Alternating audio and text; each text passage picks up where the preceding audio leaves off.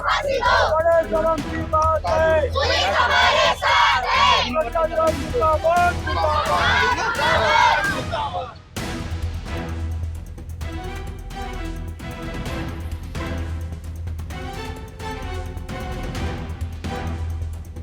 मुलींनाच एवढा तुम्ही असा प्रकार करत आहे तर मुलींना जन्मच कशाला देता?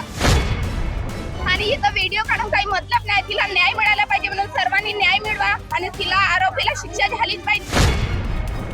तिला न्याय मिळाला पाहिजे आणि जो आरोपी आहे त्याला जितकी होऊ शकते तितकी स्ट्रिक्ट पनिशमेंट मिळाली पाहिजे.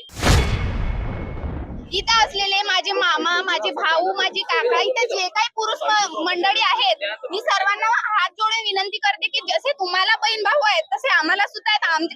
मुलींनाच एवढा तुम्ही असा प्रकार करत आहे तर मुलींना जन्मच कशाला देता? तुम्ही स्वतःच्याच मुलींसोबत असे कराल तर तुम्हाला किती वाईट वाटेल. जशी तुमची मुलगी तुमच्यासाठी प्रेमाची आहे तसे या सर्वांच्याच मम्मी पप्पांना त्यांची मुलगी प्रेमाचीच असते. त्यामुळे मी तुमची हात जोडून विनंती करते की कोणताच मुलगा असो, कोणताच पुरुष असो किंवा कोणताच काका असो, सगळेच मुली आपल्या मुली, सगळेच मुली आपल्या बहिणी समजून जगा, सगळेच मुली सगळ्यांच्याच मुलींची मदत करा. हा प्रकार कडून आता त्याला एक दिवस करून काय मिटला? फक्त त्याची एका दिवसाची वेळ गेली, पण आता नंतर त्याला असा प्रकार मिळणार आहे का? त्यामुळे सगळ्याच मुलांना, जास्त करून मी मुलांना, पुरुष मंडळींना विनंती करून सांगते की कोणत्याच मुलीसोबत हा प्रकार घडणार नाही आणि तुम्ही सुद्धा प्रेमाने सगळ्यांसोबत वागाल, सगळ्या मुलींना समजून घ्याल. अरे मुलींचेच अस्तित्व तुम्ही करणार नाही, ते मुलगी आहे म्हणून तुमची शान आहे, मुलगी आहे म्हणून तुमच्या संसाराच्या गाडा बरोबर आहे. तेच नाही राहील तर तुम्ही जीवनात काय कराल? हे तर सगळं लग्न झाल्यावर तुम्हाला तर हे करायचंच आहे. मग आतापासून हे सर्व गोष्टी घडवताच कशाला? आणि इथं व्हिडिओ काढून काही मतलब नाही. तिला न्याय मिळाला पाहिजे म्हणून सर्वांनी न्याय मिळवा आणि तिला आरोपीला शिक्षा झालीच पाहिजे. हा न्याय सर्वांना मिळालाच पाहिजे. आणि बोलते आणि सगळ्यांना माझी हात जोडून विनंती आहे, हा प्रकार दुसऱ्यांदा भंडाऱ्यात घडायलाच नको. कारण आम्ही सुद्धा बाहेर या भारतात सुद्धा आम्ही बाहेर गाव इथं शिकायला येतो. आम्ही पण आम्हा मुलींना तर कुठेच सेफ्टी नाहीये. तुम्ही मुला कोणाला मारून धमकावाल, कुणाला बोलून धमकावाल, शिवा देऊन धमकावाल. आम्ही मुलींनी काय करावं? आम्हाला काय समजत नाही. तुम्ही जसे वागाल, तुम्ही स्वतःचे भाऊ बहीण असे वागाल तर लोक वागांना विचार नाही करणार. म्हणून हात जोडून विनंती करते की सगळ्या मुली, सगळेच मुली, तुमचे कोणते काकू असेल, मामी, ते तुमचे मावशी, बहीण म्हणूनच जगा, बहीण म्हणूनच त्यांच्यासोबत वावरा, एवढीच मी विनंती करते. आणि पुन्हा हा प्रकार असा घडणार नाही आणि तुम्ही घडू देणार नाही अशी अपेक्षा तुमच्याकडून करते. 3-3 वर्षाच्या मुली लहान लहानच्या अंगणवाडीमध्ये जातात. त्यांना काय समजत असेल की आपल्या सोबत असं काहीतरी होऊ शकते? त्यांच्यासाठी त्यांना सेल्फ डिफेन्स माहित नाही काय असतं, असं काही होऊ शकतं हेच माहित नसतं. आम्ही आहोत, आम्हालाही भीती वाटते की आम्ही कुठेतरी बाहेर जाऊ, आमच्यासाठी असं आमच्यासोबत असं काही होऊ शकते. तर अशा वेळी आम्ही काय करू? म्हणजे त्याला न्याय नाही मिळाला ना तिला, तर आता जितके पण लोक असे करू शकतात त्यांच्या मनात काही भीती राहणार नाही. तर आमचं असं मत आहे की तिला न्याय मिळाला पाहिजे आणि जो आरोपी आहे त्याला जितकी होऊ शकते तितकी स्ट्रिक्ट पनिशमेंट मिळाली पाहिजे. आणि जे अंगणवाडी आहेत, शाळा आहे, जिथे लहान मुली किंवा मोठ्याही मुली जे आहेत त्यांच्यासाठी सेफ्टीसाठी जितक्या सर्व्हिसेस होऊ शकतात, वॉचमॅन राहू शकते किंवा CCTV राहू शकते, जेही करू शकतात ते सर्वांनी केलं पाहिजे. दिनांक 6 ऑगस्ट 2024 रोजी भंडारा पोलीस स्टेशनच्या हद्दीमध्ये आंबेडकर वाड या ठिकाणी एक सिरियस प्रकार घडला होता.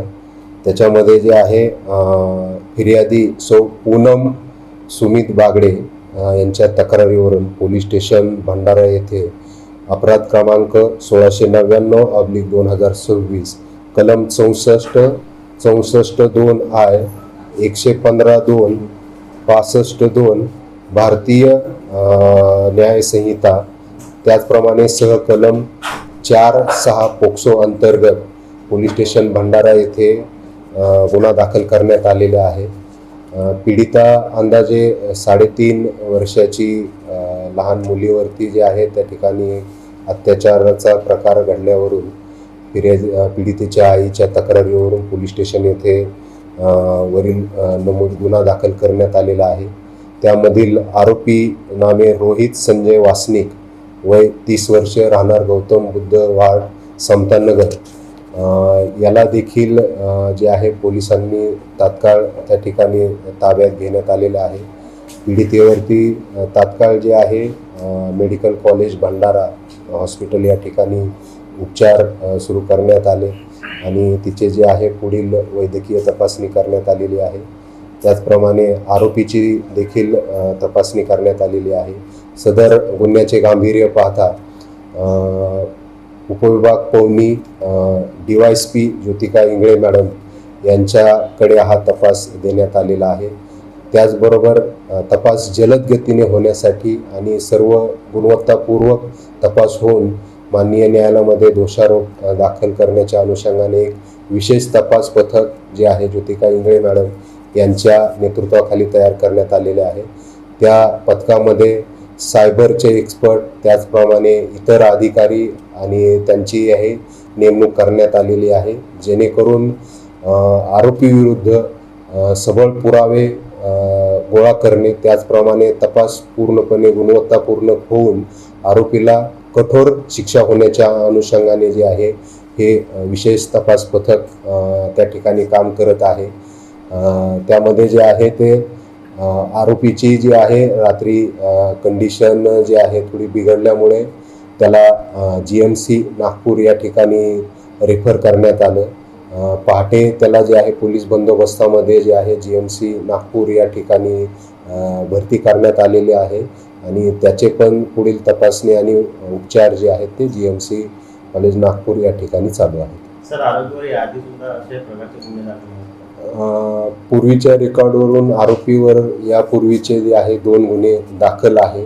त्या दोन्ही गुन्ह्याचा तपास होऊन माननीय न्यायालयामध्ये दोन्ही गुन्ह्यामध्ये चार्जशीट पोलिसांकडून दाखल करण्यात आलेले आहे आणि हे सर्व मागचे रेकॉर्ड आणि हे पाहता माननीय विशेष पोलीस महानिरीक्षक संदीप पाटील साहेब त्याचप्रमाणे पोलीस अधीक्षक नुरुल हसन साहेब यांच्या मार्गदर्शनाखाली हा तपास पूर्ण करून तात्काळ चार्जशीट दाखल करणे त्याचप्रमाणे या पुढील कोर्टामध्ये दोषारोप दाखल झाल्यानंतर जे आहे स्पेशल पिपींची नेमणूक असेल आणि फास्ट ट्रॅक कोर्टामध्ये सदरची केस चालण्याबाबतचा पाठपुरावा देखील करण्यात येणार आहे. माननीय जिल्हाधिकारी सावंतकुमार साहेब यांच्याशी देखील त्या अनुषंगाने बोलणी झालेली आहे आणि सर्व वरिष्ठ अधिकाऱ्यांनी देखील त्याबाबत जे आहे पॉझिटिव्ह जे आहे त्या ठिकाणी रिस्पॉन्स दिलेला आहे आणि तात्काळ आरोपीला कठोर शिक्षा होण्याच्या दृष्टीने पोलीस जे आहे सर्वतोपरी कार्यवाही करत आहेत. या पूर्वीचा जो पहिला गुन्हा आहे तो 2022 मधला गुन्हा आहे आणि त्यानंतर दुसरा गुन्हा जो आहे 2024 मधला आहे. स्वरूप काय नेमकं त्या दोन्ही?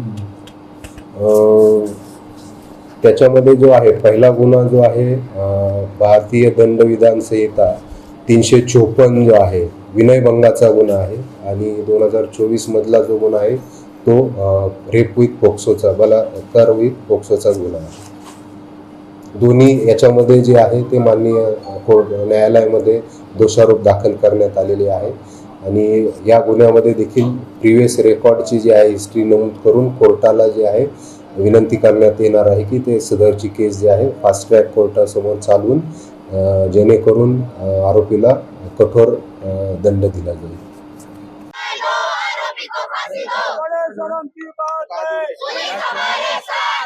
प्रशासन मुर्दाबाद बड़े शर्म की बात है, पुलिस प्रशासन हमारे साथ है, बड़े शर्म की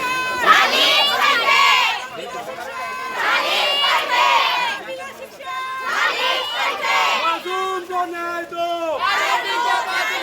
मासूम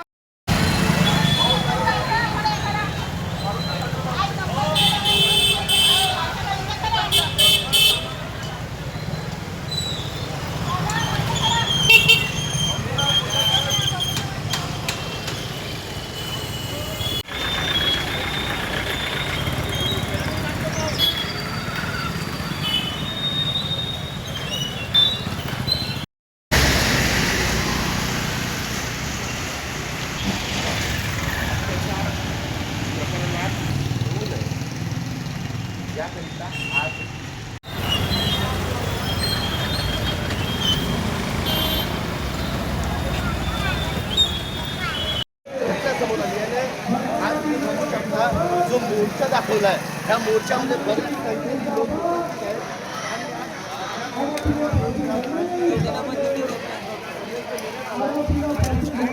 आहेत. काय होणार आहे आज या घटनेवर लोकांचा ज्या प्रकारे जल्लोष सुरू आहे, लोक आज पाहून राहिले की काय होतं या त्याप्रमाणे या निषेधाचा निषेध करतात हे लोक.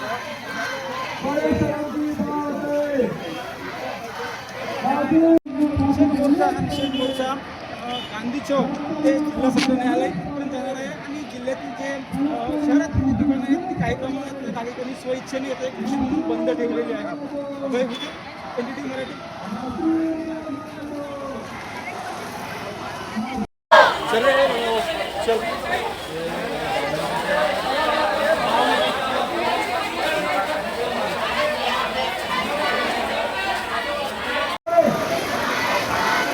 आरोपीला फाशी झाल्याच पाहिजे, बलात्कारीला फाशी झाल्याच पाहिजे, हे केस फास्ट न्यायालयात गेलेच पाहिजे, हे केस फास्ट न्यायालयात गेलेच पाहिजे, बलात्कारीला 2 दिवसात फाशी झाल्याच पाहिजे, बलात्कारीला 2 दिवसात फाशी झाल्याच पाहिजे. तो दिसला की झोपडपट्टी टाईप येईल ना सगळं पूर्ण जे आणि वस्तू